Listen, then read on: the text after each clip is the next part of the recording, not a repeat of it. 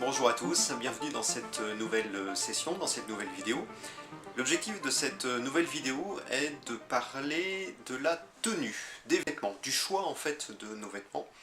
L'objectif étant de montrer que nos vêtements parlent également à notre place, ou viennent compléter en quelque sorte les paroles que nous prononçons. Alors déjà avant d'aller un petit peu plus loin, une question. Est-ce que vous allez vous habiller de la même manière pour aller à la plage, pour aller jouer au foot avec des amis, ou pour participer à votre entretien d'embauche? Est-ce que vous choisissez le même type de vêtements? Je suis tout à fait certain que non.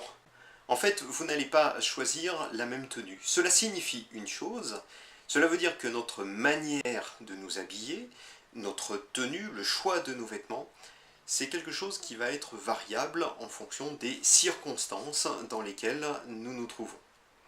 Nos propos vont être crédibles ou non, en fonction de différentes choses.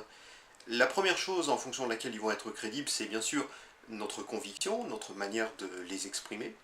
Et une autre chose qui va les rendre crédibles, c'est tout simplement notre tenue. Et oui, en fonction de nos vêtements, eh bien, nous allons rendre plus ou moins crédibles les propos que nous allons tenir.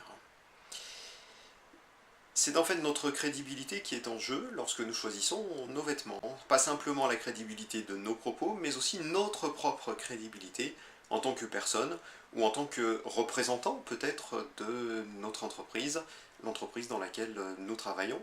Et lorsque nous sommes peut-être chez un client, lorsque nous sommes en interne au cours d'une réunion, eh bien notre crédibilité va être en jeu et va être renforcée ou au contraire complètement altérée par notre tenue.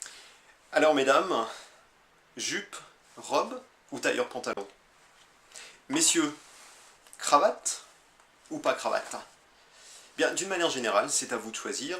Toutefois, il faudra garder présent à l'esprit que il va falloir tenir compte de votre auditoire. Rappelez-vous que votre tenue aura un impact sur les personnes qui vous écouteront.